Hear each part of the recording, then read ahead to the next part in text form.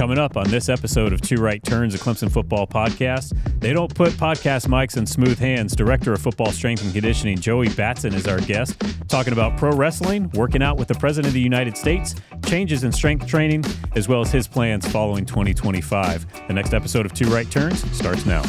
They take those two right turns, and when they make the final turn, they can begin to hear the crowd and the noise of the open end of the stadium. Here it is, the most exciting 25 seconds in college football. Hey everybody, and welcome inside Studio C of the Clemson Athletics Branding Institute for another edition of Two Right Turns, a Clemson football podcast. Today we're talking a little strength and conditioning, as my guest here is Joey Batson, the head strength and conditioning coach, director of football strength and conditioning for Clemson football. Coach, welcome to the show. Well, thank you. It's great to be here.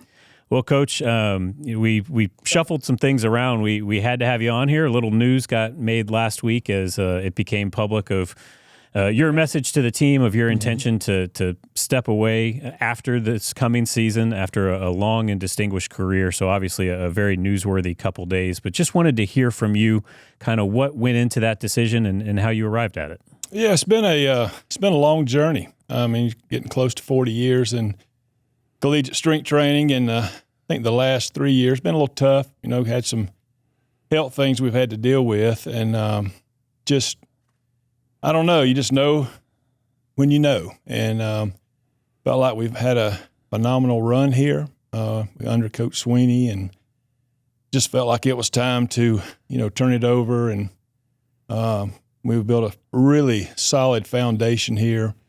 And I know when Gary Wade brought me in as a GA, he did a phenomenal job of transforming the program. And when I followed him, felt like it was in a good spot, and I was able to build on that. So I think the next person that comes in, it's just going to take it to a whole nother level, and that's our plan and that's our hope. And it seems like, I was present whenever Coach shared the discussion he had with you, with the team. I mean, this is obviously a very interconnected place. Everybody's kind of yoked together, as we like to say, but it seems like there's almost been an additional layer of like a galvanizing effect. And so what has been kind of your read on the reaction from Coach Swinney when you talked to him about it originally, and how the team has reacted to the news? Yeah, Coach is great. I mean, just gave me the opportunity to continue on after Coach Bowden, and just so grateful to him for giving me that opportunity. There's a lot of pressure on him early to make some changes, and of course, our area was one, and he believed in us, and he believed in me, and we've proven him differently over those years, and emotional in a way. I think just for how good he's been to me and our family, and then in return, I think have given everything that I've had to him and this program and the players. It's emotional, a lot of emotion, but a lot of joy at the same time. Excited for the team, especially in the future, where they're going, where they're headed. Yeah, and your excitement, I think there's something very cool, but also very emotional about perhaps being able to see an end date on it. Quite frankly, in this business and in coaching in particular, that's not something a lot of people can say. But to have that and to enter a season kind of knowing that, and for others to know that as well, is there something different perhaps maybe you'll do to soak it all in? Is there something that you anticipate just hitting a little bit harder or a little bit differently as this season goes on? It's really just each day. Even this morning, the alarm goes off at 4:15. You're up and running. A lot of times the guys are here before you get here, getting ready for their training, and just enjoying, every little bit of it every day. The opportunity to be around them, and the opportunity to, be able to do it one more day, and looking forward to a little break after exams, and then get, geared up for the summer. It's no different as a coach. It's almost like an athlete. You have to prep and prepare yourself to go into these seasons. And so our next season will be the summer season. Staff's going to be gearing up. Just got to give them everything we got, and them guys in return, they'll give us everything they have. And we'll put together something special here at the end of the summer. Well, and you kind of made my transition for me. Obviously, you were in the news because of your plans for 2025, but in the very immediate future, transformation phase is here. And just, I don't think perhaps that maybe outside those who are day-to-day in football really understand fully the importance of the summer program. It's really easy to look at spring ball. It's really easy to look at fall camp, and those are very visible, tangible signs of a team's growth. But what goes on in the summer program? What can you tell us about the importance of that time of year? Well, when the spring game's over, that Monday, to me, starts summer. That's the transformation phase. To me, that's when it all begins, and it's we close out the spring, about 3 weeks of training here before exams. One thing about this team, I've been around it a long time, and I think what happens after spring game, it's guys tend to pull off the gas a little bit because it's kind of anticlimactic. But this group right here, they have continued to go to work every day. Got great leadership, and those guys are doing a phenomenal job. But that runs you into exams.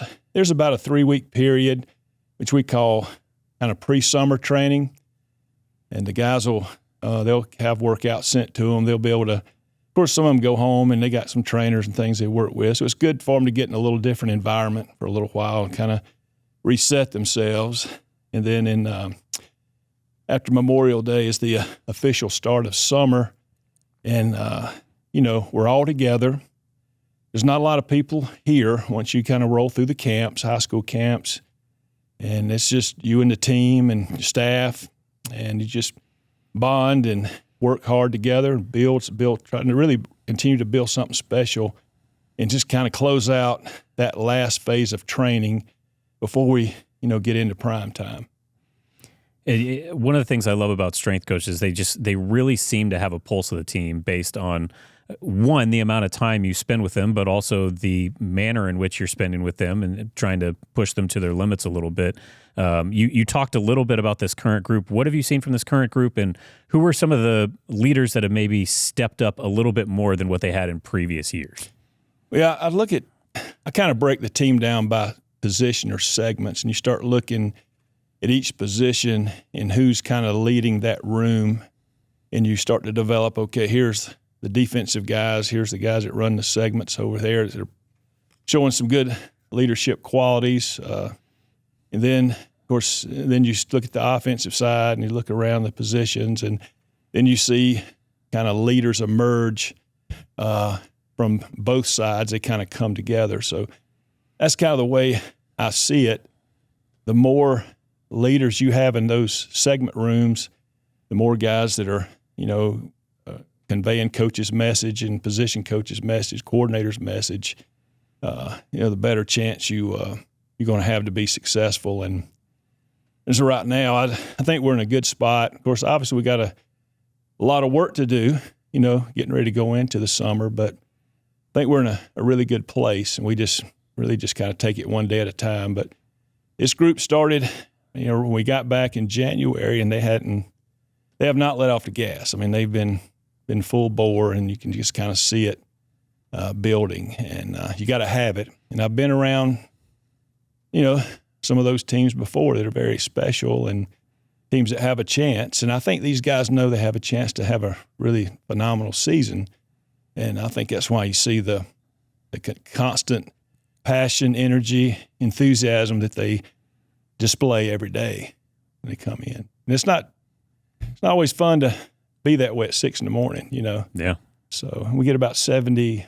That first group runs about 75 guys. So it's pretty neat. Yeah, good bulk of the team there. We are in the Clemson Athletics Branding Institute, so we love some good branding. And one of the things I love is that often it's not referred to as the weight room down there. It's the engine room, right? So what is the philosophy behind the naming of the engine room? I don't know. I was just thinking about it one day, and I was looking around. It's like those racks look like pistons. And I thought, man, and I looked at it and I said, man, this is like an engine room. And the other side of the building, is a locker room. You got sports med, you got the castle, cafeteria, coach's office. I said, this this engine room kind of pushes that whole, everything in the basement side. We're kind of, you got the weight room, training room, castle. It's kind of like a transmission. And this whole bottom end just runs this whole building in terms of on the performance side. And just came up, kind of came to mind. And I thought we always talk about building the athletic engine. And that's what we're trying to do in these guys. Not trying to make them Olympic lifters or power lifters, we're trying to make them great football players. So that's what the engine room does. It helps build that athletic engine that they need for, Saturdays. No, it makes total sense. One of the reasons I was so excited to talk to you is not just to talk about the strength program, but also talk about something that has really made its way into Clemson lore. So much so that whenever news came out about your plans for 2025, a lot of the fans started talking about and reminiscing on this, and that is the speech in the fourth quarter video. And so before we get to it, we've pulled the 2018 fourth quarter video in which that speech debuted. I want to take a look at that real quick. Let me tell you something right now. They don't put championship rings on smooth hands. You gotta go earn it. You gotta go earn it 6 seconds at a time. You win championships when the stadium is empty, when the band ain't playing, when the cheerleaders ain't cheering, when it's just you and your brothers right beside you.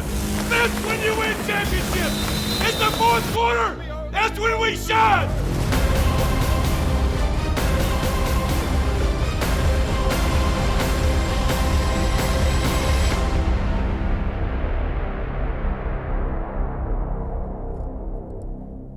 Or like 7 years later or whatever, and I still get goosebumps. But so I know the story of the origin, but for our audience, tell us the origin of this speech and how that video came to be. Oh, me.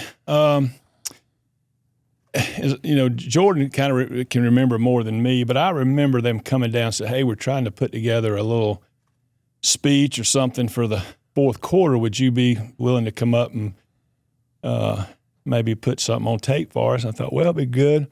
Now, I'm a big professional wrestling fan growing up, so you can cut a promo. Yeah, I've had some fun with it through the years. I don't keep up with it now as much as I used to, but we went up and it's a room like this, but there's a lot more people, and it just felt very, very kind of intimidating. And there's a camera, microphone, and they looked at me and said, hey, you got something you can give us? And I thought about a couple of ideas and I had some stuff I'd wrote down, and, I just took a deep breath and I said, I tell you what, why don't everybody just get behind me or off to the side and just let me look at this dark spot. And I remember just closing my eyes. And I'm going to say, I'm thinking this is the team. This is maybe a pregame situation, and this is what I would say. And it was just a spiritual moment. It just came out and just did it. And when it was over, it was real quiet. And this is the way I remember it was quiet. I looked around. I said, well, what do y'all think? And they said, that sounds good to me. So I just grabbed my stuff and went back to the weight room and went back to work. So that's what I remember of it. Yeah, I remember we had this discussion. Nick Conklin, formerly of our Clemson FB team, and I think you asked something to the effect of, well, do you think we need another one? And everyone in the room just, nope. I think we're good. Yeah. But I brought that up, and fans have brought that up too, because it's been one of my favorite things that has happened organically in my time here that I can think of. 2018 was my first season here, taking over for the great Tim Beret. And, I remember that really cementing itself because in late September, you got a game against Syracuse where you're in a dogfight. I think we had just fumbled a punt right before that fourth quarter started, ended up having to overcome a 10-point deficit. And it seemed like that moment really, truly energized the stadium. And after that game, this was just a part of Clemson lore now. Mm-hmm. Yeah, it's been it's really special. I think, you know, the thing that can, you know, the other team gets excited too. I mean, you know, when you look at it, if it happens 90-something% of the time because of our record leading into the fourth quarter when we have a lead, it's pretty phenomenal. Yeah, 145 and 5 since 2011. So it really, I think it just elevates everybody to a whole different level. And late in the game, you know, you need that sometimes. You know, you just need something to push you over the top, and maybe that's the way it, you know, helps us a little bit just to get us over the top. Well, and the thing that I love is that the students and the fans have started reciting it back now as the video goes on, that it's become so ingrained. Honestly, it reminds me of the start of Rudy when a young Rudy is reciting the Newt Rockne speech word for word. That it's I don't know if you've ever noticed that, but do you hear your words coming back at you from the stands? I mean, I've been in places far away from Clemson, and I'd hear somebody shout across the room, say, "Hey, don't put championship rings on smooth hands," and see people looking at videos, and you know, and they'll look and they're looking at you, and you're thinking, "What are they doing?" So they're just trying to figure it out if that's who you are. But a friend of mine had made that comment, a strength coach working with some teams, and he had made that comment years ago. Said he had told an athlete, he used to complain about you know, their hands. He said, "Man, they don't put championship rings on smooth hands." So it just kind of stuck with me through the years, and that's kind of where it all kind of came from. It's a great line. It's a great line. We're going to take an early but relatively quick pit stop thanks to our friends at Darlington Raceway. We're going to put you on the spot a little bit. And this, I will say, because we're putting you on the spot, this does not need to be your definitive list. But I want a quick list. I want to know, and we're going to break this up into the 3 categories that y'all usually break the team up for runs, which is power, big speed, and speed, right? So I want to know, this is not your top 3 football players in each category, but I want to know kind of pound for pound in those 3 categories in your tenure here, who are maybe the top 3 strongest players you've had in those categories? Yeah, in the power, you know, I'm going way back. Nick Eason. Coach Eason was really, really strong. He worked hard at it in the power group. He had a big squat. Can't remember. I think it might have been 700 or so. There's been a few through the years, man. There's so many. It's just hard to. And that's why I want to say this is not the definitive list, so keep me out of the angry group chats. Yeah, there's a lot of great players that did some phenomenal things. Some of them I can see faces, but I can't remember names.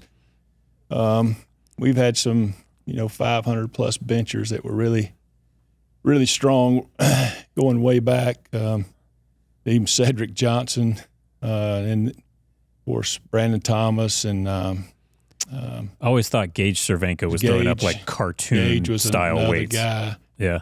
Shatley, he was a powerful guy. And him and Brandon actually trained together. Okay. And I remember the day we were kind of doing some singles on the bench, and Brandon, they hit him and Shatley hit 500 on the same day. I thought that was pretty phenomenal. Yeah.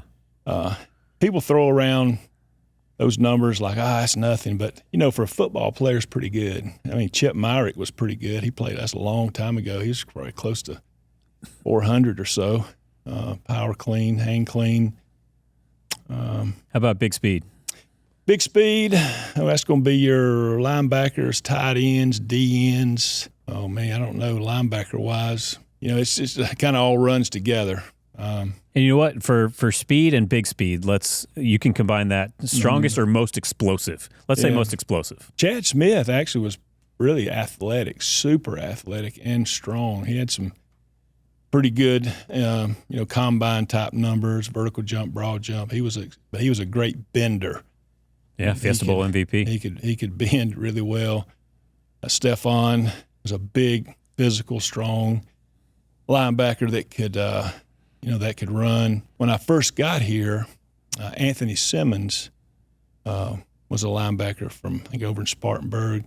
Super athletic, strong, good lifter. And then D ends, I think those guys that played on those national championship teams were really powerful guys.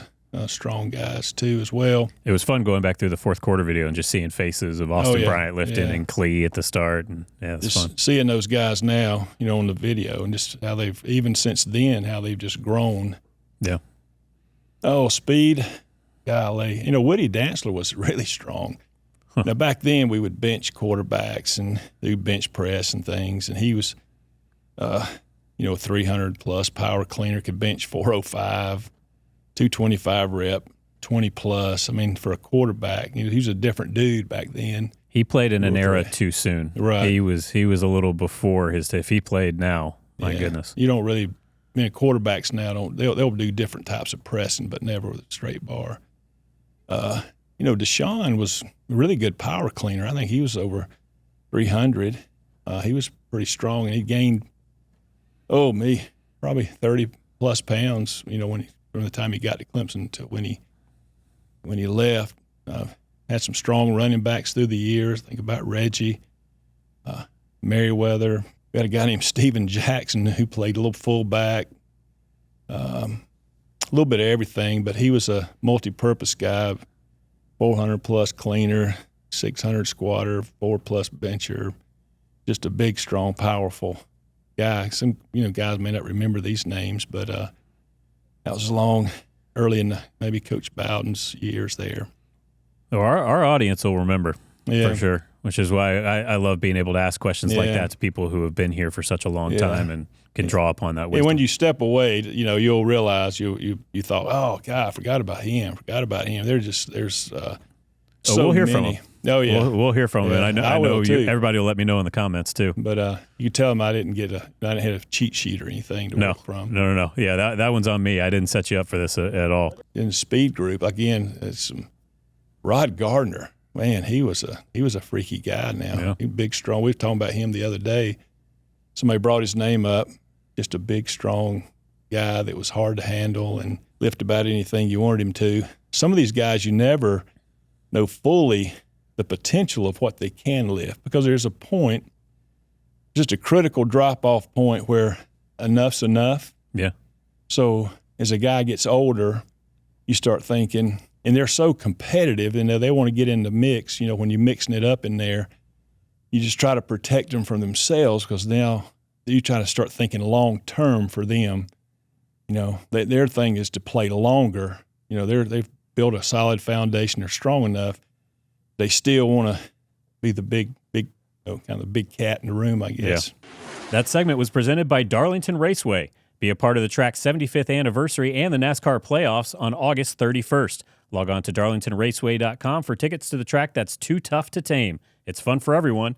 Now back to Two Right Turns. Well, we brought up a lot of names from the past here at Clemson, but I also want to know about some of the names that were formative in your upbringing as a strength coach. And a couple that came to mind for me, just knowing your background. Obviously, Gary Wade, your predecessor here, who has an unbelievable track record now, works in facilities for Clemson, great Clemson man. Disciple of Boyd Epley at Nebraska, who I'm sure you can discuss, but also, one as a hockey fan myself, you work for the great Jerry York, the winningest coach in NCAA men's hockey history at Bowling Green State. So it's not just football you've trained. What are some of the lessons you've learned from different folks along the way? Oh, wow. Coach Wade gave me the opportunity to come in as a grad assistant, and I'm kind of from that Boyd Epley tree, I guess, the old Husker Power tree in terms of collegiate strength training. And Coach Wade taught me a lot about just facilities and discipline and programming, professionalism, just the whole dynamics of everything. And, was very instrumental in me, having the opportunity to move and take other positions. Speaking of Jerry York, I heard from him, I think it was yesterday. Now, when I took the head coaching job at Bowling Green State University, there was probably 16, 18 varsity sports, one strength coach, no assistant coaches, no student assistants. So you have to train every sport. And Jim Larinaga was the basketball coach. Oh, no actually, kidding. Yeah, at Bowling Green. And so I'm one guy, and I'm training, 18 varsity sports, and I'm 6 a.m., 6 p.m., no breaks. You just train all day long. And I remember Jerry and a couple of staff came over, and I didn't know anything about hockey, but I knew about training. And so, hey, call me Joe. Hey, Joe. He said, we'll go eat some lunch together. He said, what do you like, Joe? I said, I like a meat and three. He said, I'm not familiar with a meat and three. He said, what is a meat and three? I said, well, it's it's what we do in the South. We go to lunch, we eat a meat and have 3 veggies or something with it. And so Jerry, he mentioned it actually yesterday about the meat and three. He's still doing the meat and threes. And I said, well, there's not many of them around anymore. But Jerry was very gracious.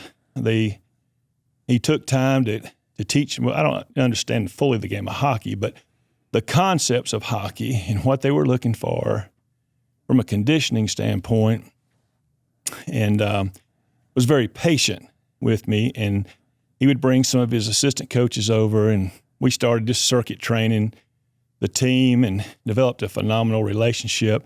There was a great player on that team by the name of Rob Blake, who ended up, I think, longtime played with Los Gretzky. Angeles Kings, Colorado Avalanche. So I had the opportunity to work with him, and they were tough dudes now. Yeah. That's a tough bunch. And so in the summer and off season, some of the pros would come back.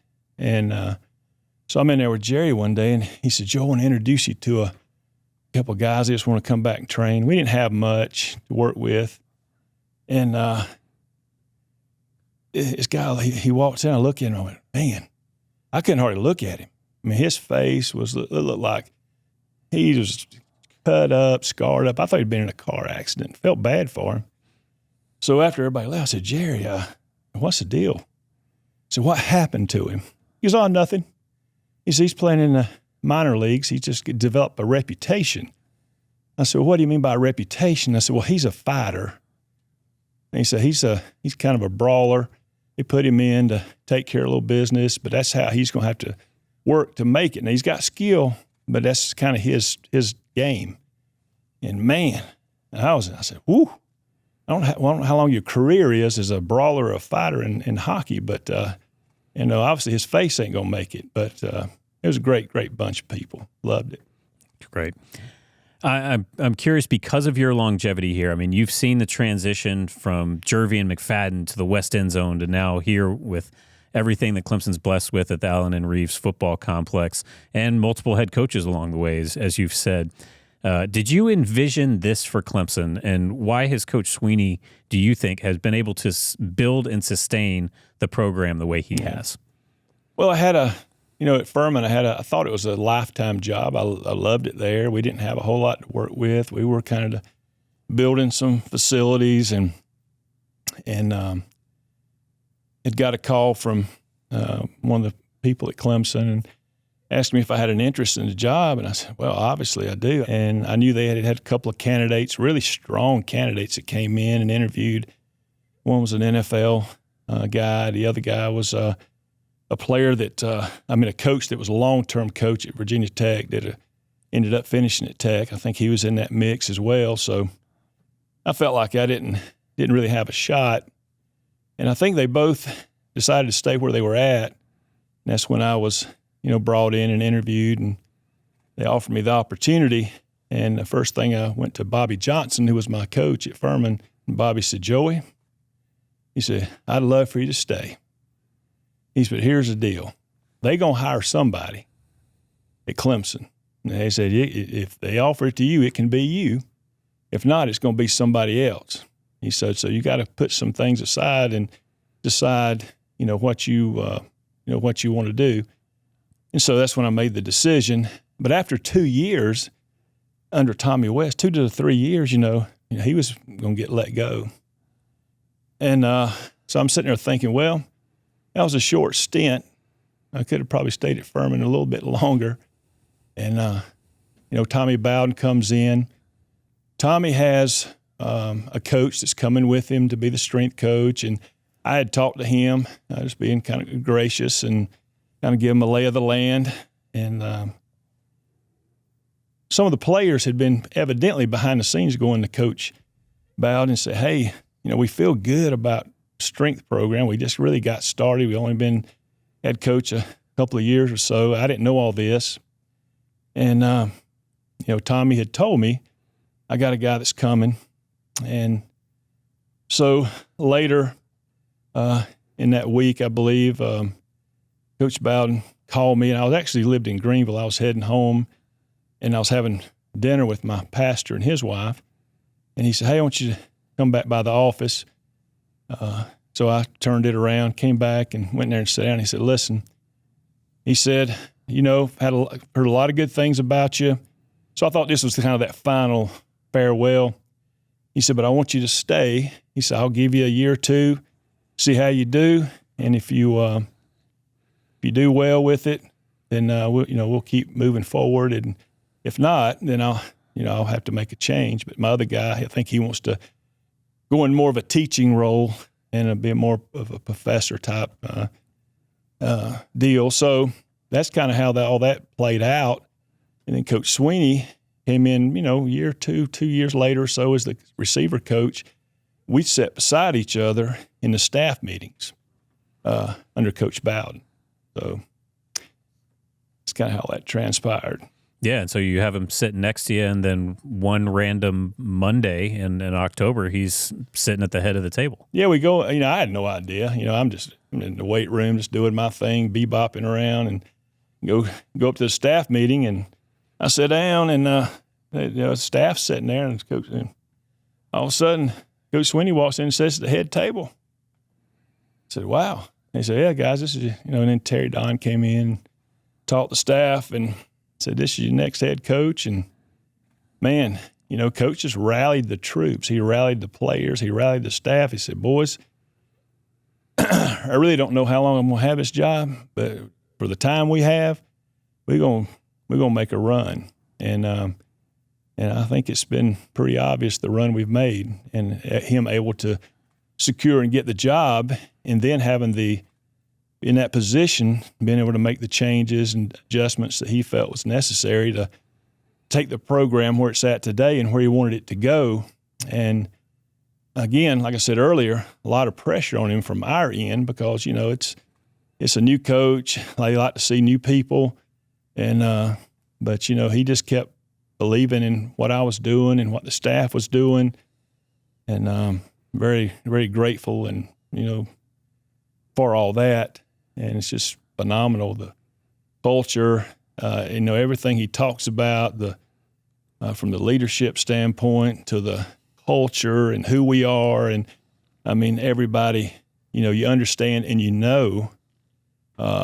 and you ain't going to outwork him. So no matter how hard you're working, you ain't outworking him. And that's just a great trait. One of the things that he said, and he's not alone in this, I know Nick Saban said it, many other head coaches have said this, that, alongside the coordinators, the head strength coach is one of the most important hires you have to make, in part because of the sheer amount of time that you all spend with the team as compared to the position coaches where their instruction time is very limited. How do you view your role as a culture setter, and what is it like to try to execute each head coach's vision for that? Well, you're the voice.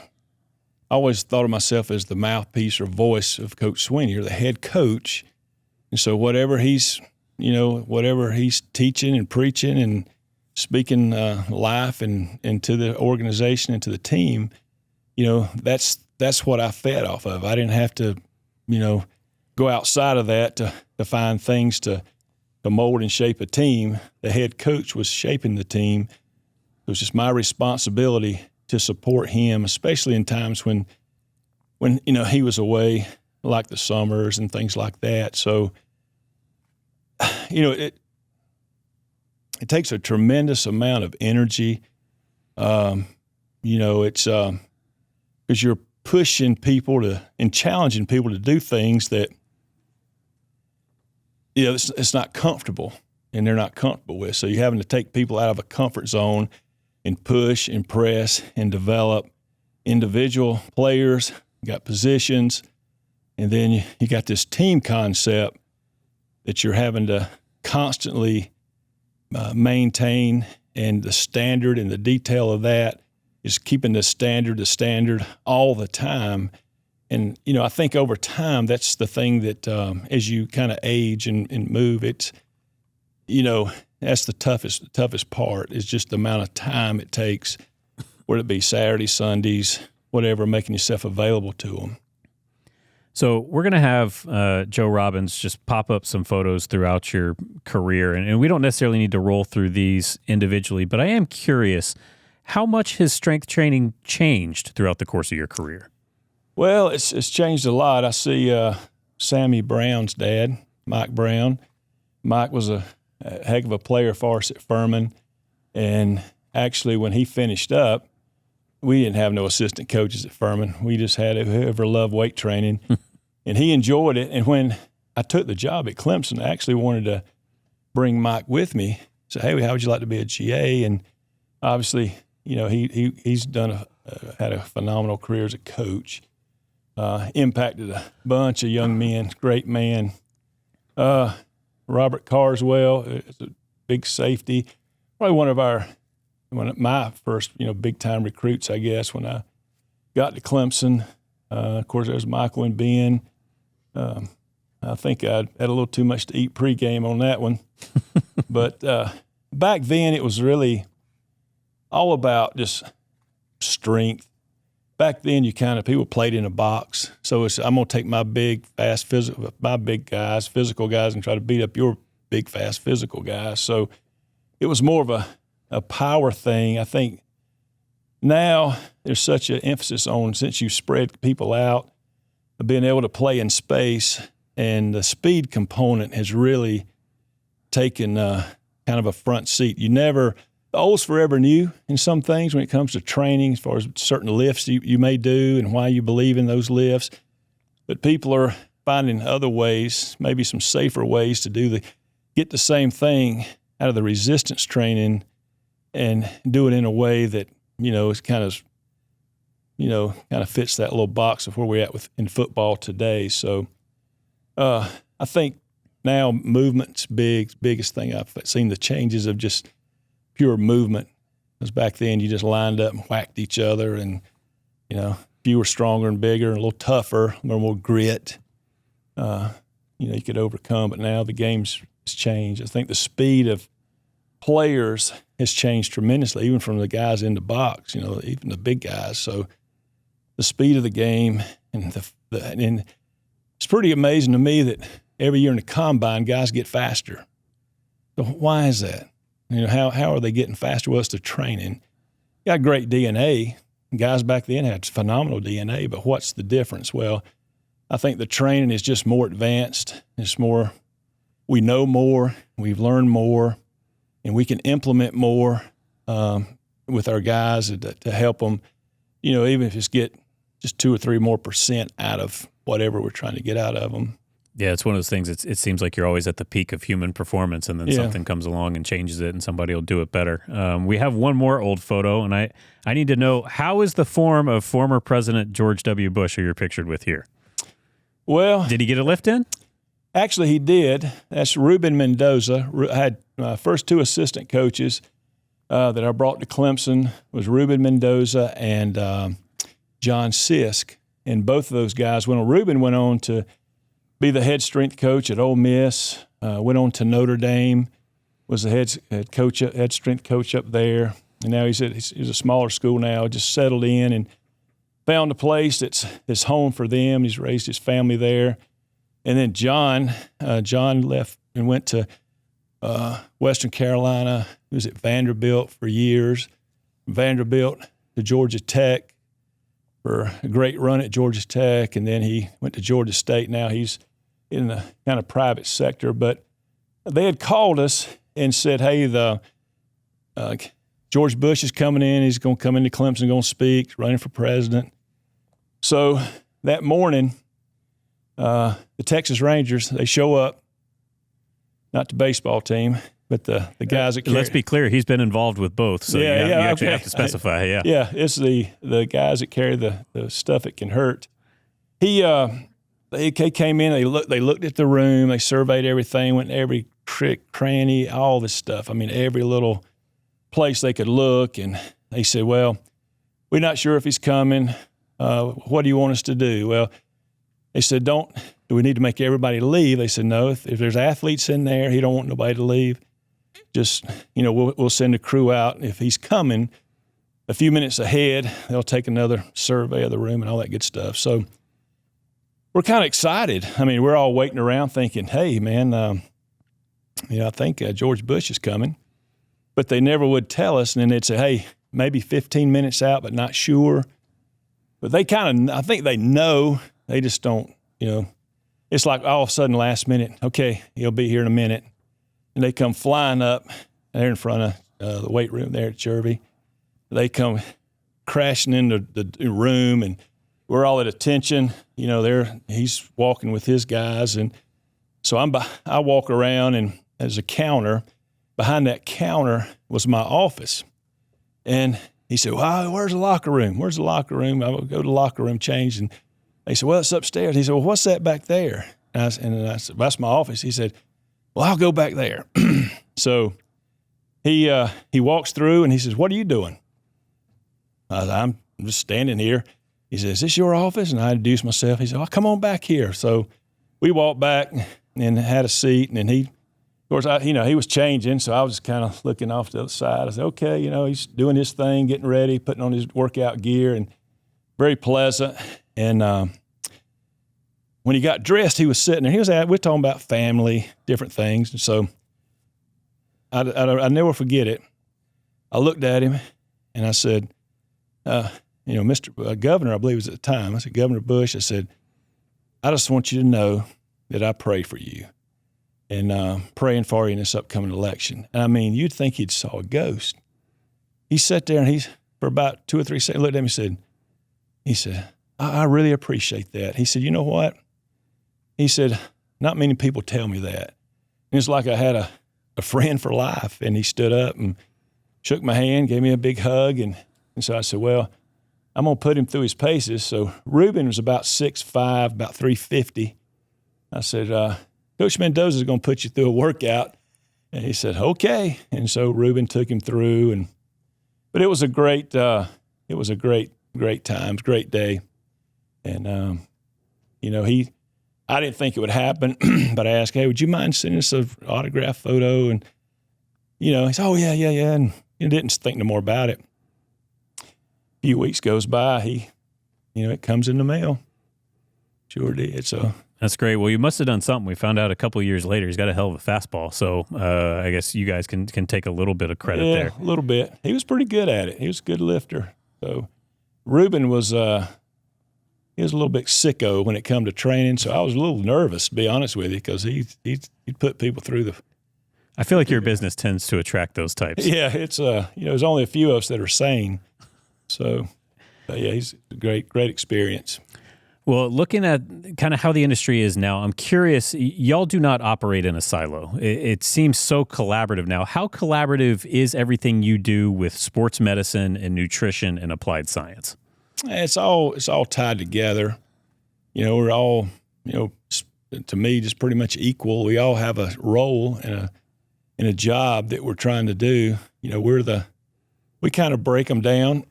That's all training is. Training is just, you're breaking their body down, you're training it so it'll rebuild. So the next time it goes into a session, it's a little bit stronger. And they just keep repeating that over and over and over and over. But without sound nutrition and sleep, that's like spinning your wheels. That's like a hamster on a hamster wheel.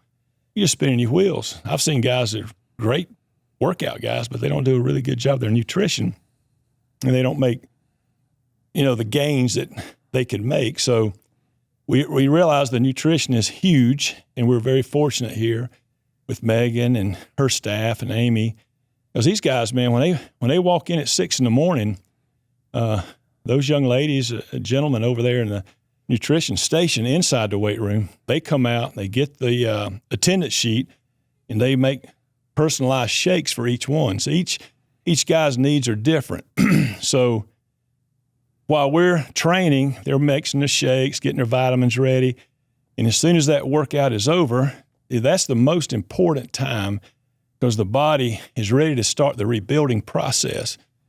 So before they do anything, they grab their shake, their vitamins, and they hit that going to the locker room. So that's big right there. That window of opportunity for the body to start, it'll start closing after about an hour of training. So that first hour is very important in getting them back on the road to recovery. So they go right across the hall into the training room for any treatment they may need, start recovery with, I call him Coach Bina, over in the castle. And so, we're all connected, because without good nutrition, without the right type of recovery, it's going to affect my job.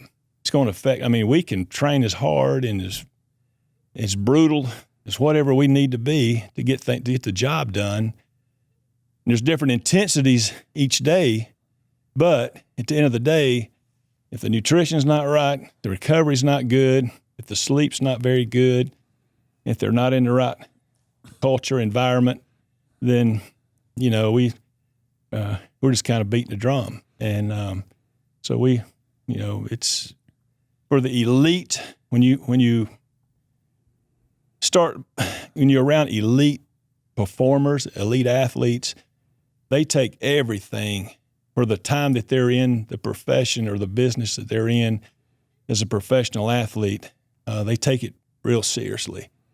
The ones that I've been around and seen, every little detail to bring out the very best in themselves. Yeah, one of my favorite lines of yours, you can't out-train a bad lifestyle. Yeah, you can't out-train a bad diet either. So you can try, and you can make some gains, but, man, when somebody's on it and they're really hitting it hard and they have a plan, they're not perfect. None of us are perfect with our plan, but just being consistent with it, you'll see the changes. We're going to pull up another old photo here, and this would be you at Newberry, would it not? College. That's actually that's what offensive linemen looked like back in the early '80s. So what kind of player was the Joey Batson we're looking at here? I was about like the strength coach you see, I guess. I was determined, just loved being a part of a team, loved the training part, probably more than the football part. But I think I was didn't mind mixing it up a little bit. Like I said, back then you was all toe to toe, and everybody's in a phone booth, and just best man, would come out. So I'd say I was pretty driven, motivated. I had lost my dad right before, going into college, and he was a big role model and a phenomenal person. And I just, I struggled a little bit through college with it from just a mental health standpoint, but did a lot of good things. If I could go back, I just knew, obviously more now. I'd probably do some things a little bit differently, but our nutrition plan was a little bit different back then. It was, at a small college football, it's a heck of a lot of fun. It's just a bunch of guys that love ball. They love life. That's the best way to put it. And when it was time to play, you go play. And when the season was over, it's like, you didn't have strength coaches and year-round training. And so, most of us would start playing intramural basketball and whatever. And your winter training was you'd do like a version of mat drills for about 3 weeks, and then you'd do spring ball. And spring ball's over, everybody just go back to being students. And so it's fun. You mentioned you didn't mind mixing it up, which makes sense that you're as connected to pro wrestling as you are, as Joe kind of cycles through championship belts, and you've got pictures with guys like Ric Flair. What is your relationship to pro wrestling? What happened is I got a challenge from a gym in Greenville. It's a Greenville Athletic Club, and because some of those guys would go down and work the old brown box, the old Greenville Memorial Auditorium, when the wrestlers would come in, and they knew a promoter. I think his name was Danny Miller. I'm not sure. They all talked about trying out. And I just had that little bit of just something in me that said, well, heck, if nobody will do it, I'll try it. So I reached out to Mr. Miller, and they said, hey, you got to go for a tryout. And it's up in Charlotte. It's on a Sunday. And so we set it up. My roommate, Gerald Scroggs, I said, hey, Gerald, I don't have a manager or nothing. Can you go with me? I don't know what I'm getting into. And so I show up there at the Coliseum. It's not a car in the parking lot. And I'm sitting there, it's the old Charlotte Coliseum. I'm thinking, man, hey, this is a hoax. I said, man, we've been played on this thing. Then 2 cars pull up, and the guy gets out, and I thought, that's Gene Anderson. He's the old Minnesota Wrecking Crew guy. And the other guy gets out, and it's got him Red Dog Lang. Damn, 2 pro wrestlers right there. So we get out, and they're pretty cold people. Now, they're not very warm and fuzzy. I'm just fresh out of kind of college. I don't know nothing. And I said, hey, I'm here. I'm so-and-so. And talked to Mr. Miller. I'm here for the tryout. And, well, come on in. So they were having a match that afternoon in the Coliseum. And they had the arena and everything, ring and all set up. And so another guy was trying out. There's only 2 of us. And so they said, go get your gear on, and they had names for it. I came out with a pair of Nike Combats on and a pair of coaching shorts and, just a T-shirt. The other guy comes out. He's got on wrestling boots. He's got on tights. I'm thinking, man. And then Gene, he comes out. He's got his stuff on. Red Dog's got his. I'm thinking, I'm out of place here. So I think we're just going to go right in. I don't have my background in wrestling was middle school 1 year, and I got pinned by a guy that drove to the deal and had been smoking, obviously, because he smelled like smoke the whole time, and he kicked my tail. That was my experience with it in middle school. And so they said, oh, we gotta warm you up. That warm-up lasted about 2 hours. We started with what I would call GPP, general physical preparedness work, running in place, burpees, body weight squats. I mean, it's probably the most brutal thing I've ever done. And it went on for like an hour. It was nonstop. So what I found out, they're trying to make you quit, find out how tough you are. Well, I had just done enough training and had just played recently that I had just enough conditioning in me to kind of work through it. And so the other guy, he finally quit, and it was the awfulest cussing I've ever seen. And he was on his knees, and they were on top of him, and they were calling him all kind of names. I mean, I can't repeat it. They were calling him names, and who do you think you are? And this went on, and I'm looking at Gerald. I said, by God, I ain't quitting. I said, I don't know what's going to happen. I'll pass out, but I ain't quitting. And so then all their attention focused to me. And they said, now it's time to go run the Coliseum. So we went in there, we ran the Coliseum up and down, up and down. Then I think Gene had his younger son with him. He said, I put him on your back. I had to run him up and down. So finally, I don't know if they just gave up on the fact that I was determined. After what I had seen an hour earlier with that one fella, I said, there ain't no way, because I don't know what was going to happen to him. I don't know what they ever did with him. But all I know is I kept moving forward. So they said, okay, let's go, let's jump up in the ring and let's just mix it up a little bit. So the first guy I got up in the ring with was Gene. And you know that thing that you hear about called old man strength? Mm-hmm. Well, because I was a lifter and a power lifter and all. But he was at another level. And I didn't, because he had probably been doing this his whole life. And there was no choreograph. It was a literal beat down. I mean, submission holds. If I could get away from him, I'd get away to the rope and just try to hang on to the rope until he'd let me go. Then I would get up and we'd spar some more, and just he was very smooth. He'd get me on the ground. I mean, real quick. This is a real quick bam, you on the ground. Once you're on your back, they had you. And again, some unbelievable, holes that I sit here and think about now, I don't know how I did it. And so when he said, he patted me on the back, said, good job, I went, whew, thank God that's over. And so I'm kind of sitting there. I'm over there talking to Gerald, and I'm thinking, well, Gerald's negotiating a contract or something here because I've done pretty good. And Gene Hollis said, hey, he said, you ready to go? And I said, yeah, I thought we were leaving. And so I turn around, in the corner is this guy's about 6'4", probably 250-something pounds. Red Dog Lane. I'm thinking, this is interesting. I think he was a guy that wrestled in the Pan Am Games. He knew wrestling, the sport. And I turned around to Gerald. I said, I don't know, man. What do you think he is? He said, good luck. And that man, he beat me like a drum. I'd get on the ropes, and he'd push me, and those ropes are springs, so he'd push me, and when it would spring back, he'd forearm me in the chest. He'd boom, boom. So you just try to grab and hang on to him.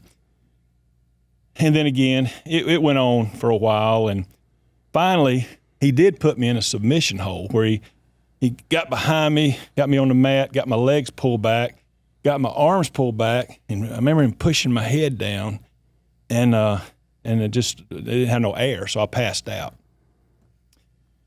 So I remember opening my eyes, and I was looking in the corner. All I could see was wrestling boots. And I'm thinking, and he was just leaning up against the corner. And Gerald, I looked over, and Gerald was looking at me like he was in shock. He's like, he said, you okay? I said, I don't know, King. Is it over? And he said, I don't know. He said, I don't know if I'd get up.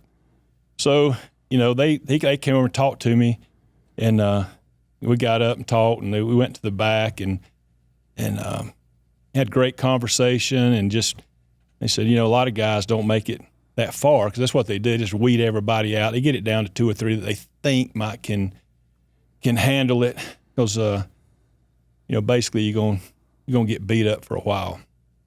And so they invited me down to Greenville to the auditorium to see one of their matches. And of course, they were I guess they call them the heel. They were the bad guys. And so I was down there with them as they came out.